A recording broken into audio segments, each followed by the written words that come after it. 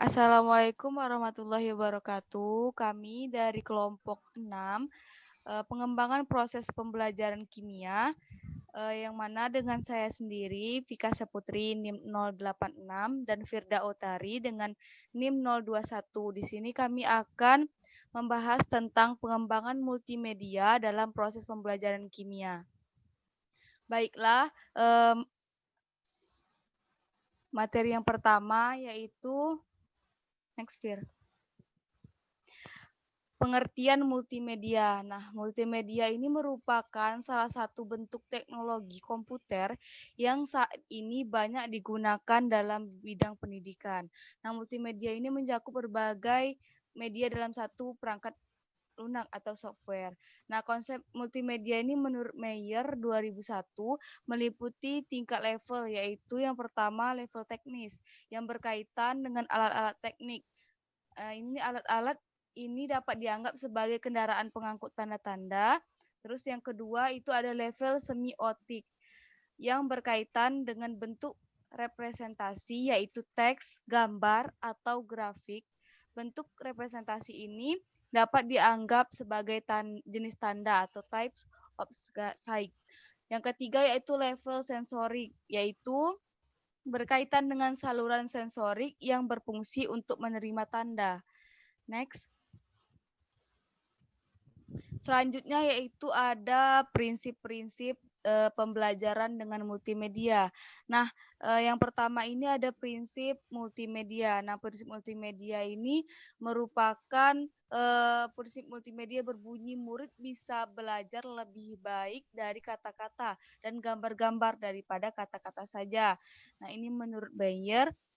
Yang kedua yaitu prinsip keterdekatan ruang. Nah, prinsip keterdekatan ruang ini menyatakan bahwa siswa siswa ini bisa belajar lebih baik saat kata-kata tercetak dan gambar-gambar yang terkait disajikan saling berdekatan daripada disajikan dengan saling berjauhan. Yang ketiga itu ada prinsip keterdekatan waktu. Nah, prinsip keterdekatan waktu ini menyatakan bahwa siswa bisa belajar lebih baik jika kata-kata ternarasikan dan gambar-gambar yang terkait atau animasi atau video disajikan pada waktu yang sama atau stimulan. Nah, yang keempat itu ada prinsip koheren.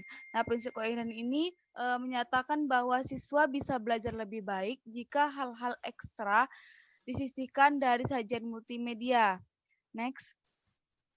Selanjutnya yaitu prinsip modalitas. Nah, prinsip modalitas ini menyatakan bahwa siswa bisa belajar lebih baik dari animasi dan narasi atau kata-kata yang terucap daripada animasi dan kata-kata yang tercetak di layar.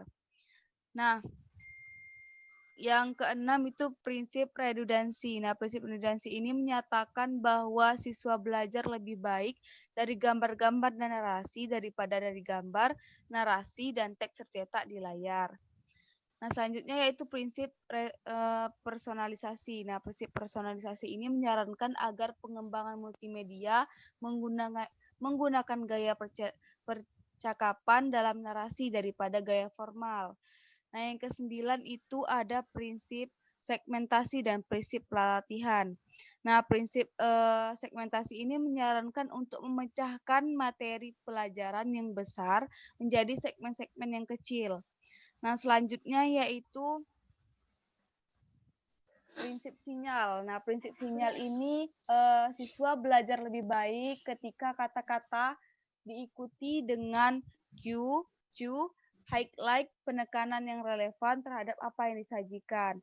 Nah, yang terakhir itu ada prinsip perbedaan individual.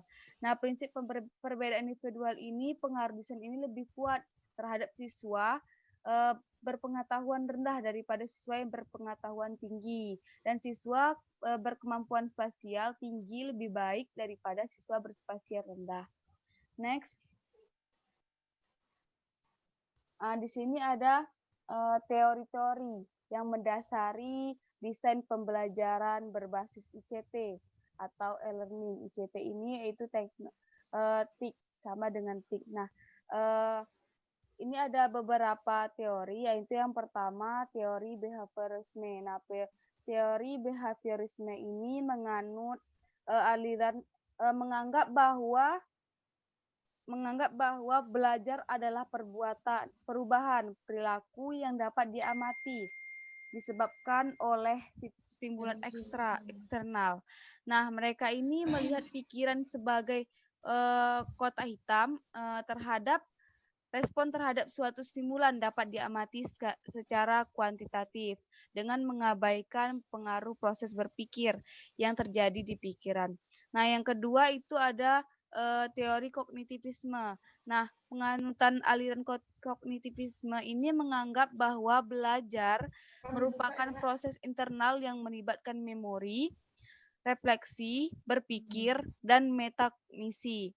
Nah, yang terakhir itu ada teori konstruktivisme. Nah, penganutan aliran konstruktivisme ini menganggap bahwa siswa membangun pengetahuannya dari pengalaman belajarnya sendiri.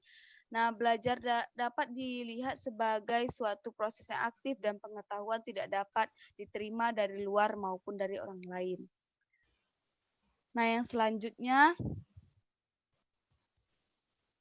akan dijelaskan kepada Saudari Firda. Dipersilakan. Baiklah, di sini saya akan melanjutkan persentase dari Saudari Vika.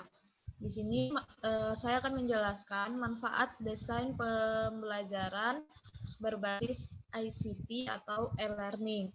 Yang pertama itu ada enhance interactivity, di mana di sini ialah meningkatkan kadar interaksi pembelajaran antara peserta didik dengan guru atau instruktur. Yang kedua itu adalah time and place flexibility, atau di sini dimaksudkan yaitu memungkinkan terjadinya interaksi pembelajaran dari mana saja dan kapanpun. Yang selanjutnya itu ialah potential to reach a global audience. Di sini maksudnya yaitu menjangkau peserta didik dalam cakupan yang luas. Selanjutnya itu yang terakhir ialah easy updating of content as well as reversible capability. Maksudnya di sini ialah mempermudah penyempurnaan dan penyimpanan materi pembelajaran. Nah, selanjutnya itu adalah karakteristik desain pembelajaran berbasis ICT atau e-learning. Pembelajaran berbasis internet antara lain adalah penyajian materi pembelajaran dilakukan dengan menayangkan objek ajar secara tekstual maupun audiovisual. Nah, karakter 2005 antara lain elektronik sebagai media untuk berkomunikasi dengan relatif mudah dan tanpa dibatasi oleh hal-hal protokoler. Nah, yang selanjutnya itu ialah memanfaatkan keunggulan komputer atau digital media dan komputer networks. Nah, yang selanjutnya itu ialah menggunakan bahan ajar bersifat mandiri atau self-learning materials yang disimpan di komputer sehingga dapat diakses oleh guru dan siswa tanpa dibatasi oleh ruang dan waktu. Nah, yang selanjutnya, yang terakhir itu ialah memanfaatkan jadwal pembelajaran, kurikulum, hasil kemajuan belajar, dan hal-hal yang berkaitan dengan administrasi pendidikan dapat dilihat setiap saat di komputer. Selanjutnya itu ialah desain pembelajaran model ADI dengan basis ICT atau e-learning. Di sini ada 5 tahap. Yang pertama itu ialah di mana pada tahap analisis ini pendidik menjadi penyelidik atau mencari tahu hal-hal yang akan dituju. Selanjutnya itu ialah tahap desain. Di sini maksudnya pada tahap desain ini pendidik merupakan perencana atau pendidik mengambil seluruh informasi dari tahap analisis dan memulai proses kreatif dari merancang bahan ajar berbasis ICT untuk mencapai tujuan pembelajaran. Nah, selanjutnya itu ialah tahap development atau pengembangan. Setelah dilakukan rancangan bahan ajar, itu selanjutnya dilakukan pengembangan. Nah, di sini pendidik membuat dan menyusun materi pembelajaran sesuai dengan rancangan yang telah dibuat pada tahap desain. Nah, selanjutnya itu ialah pelaksanaan atau tahap implementation. Di sini maksudnya yaitu bertujuan untuk membimbing peserta didik bagaimana menggunakan teknologi yang dipakai. Perlu dipastikan bahwa pada tahap ini semua teknologi yang dipakai harus dapat berjalan sebagaimana mestinya. Yang terakhir itu ialah tahap evaluasi. Pada tahap evaluasi ini ialah eh, pada tahap evaluasi ini pendidik merefleksi dilakukan oleh melalui dari tahap analisis sampai dengan tahap implementasi tadi. Dilakukan evaluasi. Jika terdapat hal yang perlu diperbaiki, maka perlu diidentifikasi untuk disempurnakan. Nah, selanjutnya itu ialah penerapan scientific approach dalam pengembangan multimedia dalam proses pembelajaran kimia. Nah, di sini eh, kami mengambil contoh dari jurnal yang berjudul Pengembangan Multimedia Menggunakan Pendekatan Saintifik pada Materi Larutan Elektrolit dan Non-Elektrolit. Nah, pada pembuatan multimedia interaktif ini, pada jurnal tersebut dikatakan bahwa eh, penulis berusaha mengemas tampilan dengan menarik agar kombinasi antara kegiatan dan tampilan dapat meningkatkan minat belajar kimia siswa. Nah, hal ini dibuktikan oleh hasil evaluasi atau non-test atau minat belajar siswa yang menggunakan multimedia interaktif dengan pendekatan saintifik itu mengalami kenaikan yang signifikan dibandingkan kelas kontrol tanpa menggunakan multimedia interaktif yang dikembangkan.